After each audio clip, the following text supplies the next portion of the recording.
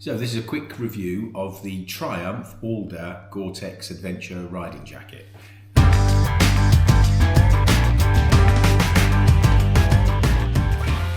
The boring technical bits first. So it's constructed of a 3-layer Gore-Tex material. It's got additional waterproof coating, so the water just runs off it. And it comes with D3 protection. So that's for the elbows, the shoulders, and the back. Already comes with the bike, you don't have to buy it separate. So that's the dull stuff out the way. This review is more about how it actually performs. Full retail on it, $650, bit steep. However, I've seen it this week for $390, which I think represents exceptional value.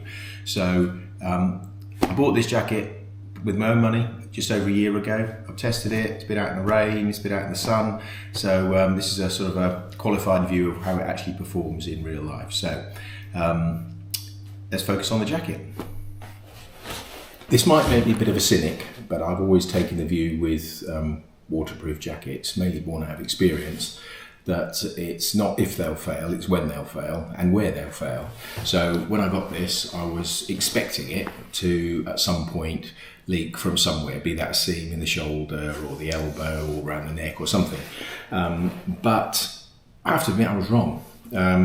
This has never leaked on me in 12 months. And on one particular occasion, I was going from the Midlands down to Exeter, all motorway. The rain was coming in horizontal and I did think this is the time it's going to fail, but it didn't. My boots failed a little bit. My riding trousers definitely failed all around the crotch, but this left me absolutely bone dry after nearly 3.5 hours of torrential rain on the M5 with all the spray. So it was coming at me from the top, from the side, or even underneath. Absolutely impressive bit of kit. I mean, the prime thing you want from a waterproof jacket is for it to be waterproof, and this is, so far for me anyway, 100% waterproof. So waterproofing, huge tick. After waterproofing, on a winter jacket really, or a bad weather jacket, I think the next thing you want to know about is warmth. And again, I think it scores pretty highly. I've had this jacket without the liner. Temperatures 10-12 degrees, really warm. It's quite a heavy jacket, so it keeps the wind out.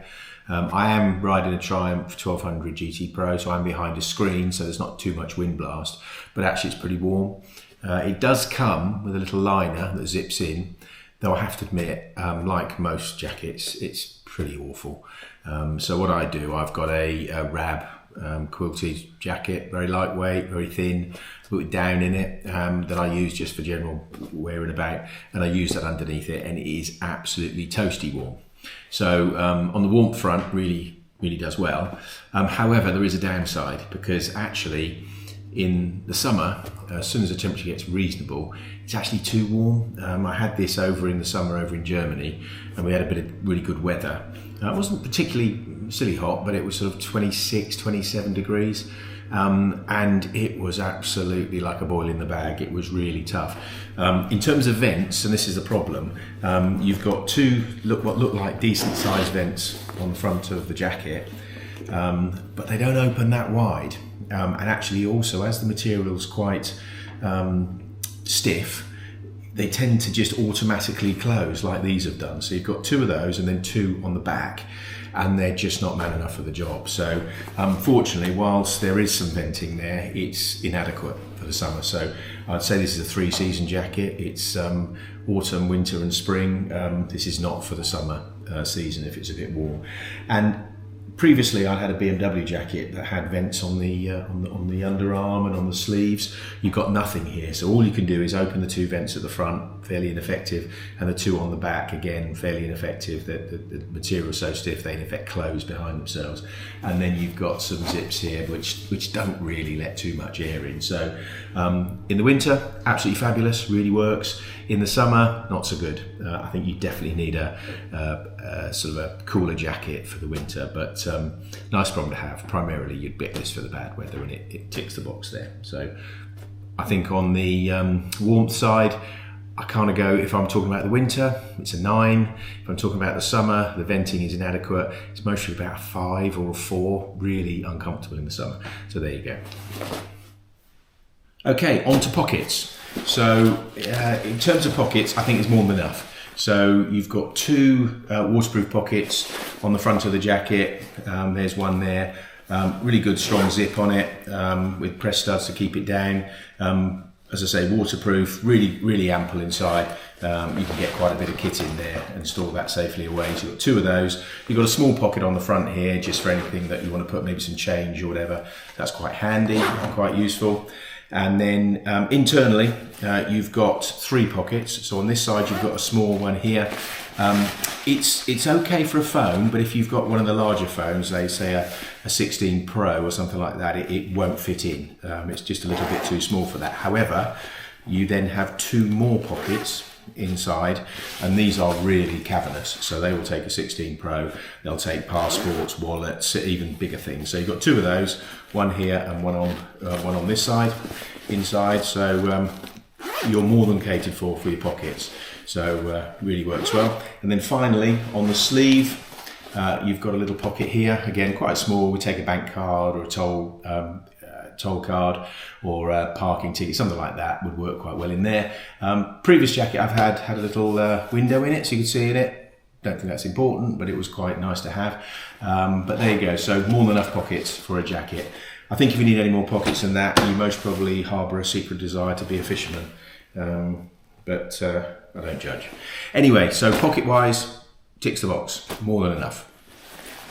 So there you go, the Triumph Alder Gore Tex jacket. Just a quick chat about fit. So this is the jacket in its entirety. I'm a size large and it fits me really well. There is quite a bit of adjustment in it just to make it a little bit snugger. So on the arms, you've got press studs here just to tighten it up.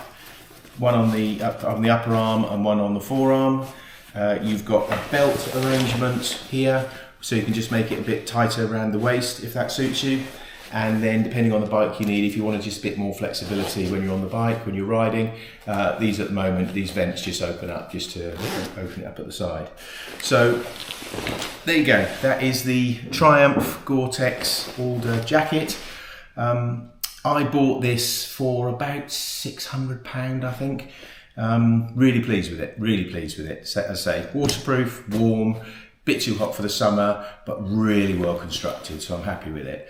I have to say, if something happened to it and I didn't have it, and I could buy it at $390, I would buy it in a heartbeat. It really is a quality bit of kit, and at $390 I think represents incredibly good value. So there you go. I'd say got the Triumph Gore Tex Alder. It's a recommend from me. I'd get another one of these if I could. Okay, thanks.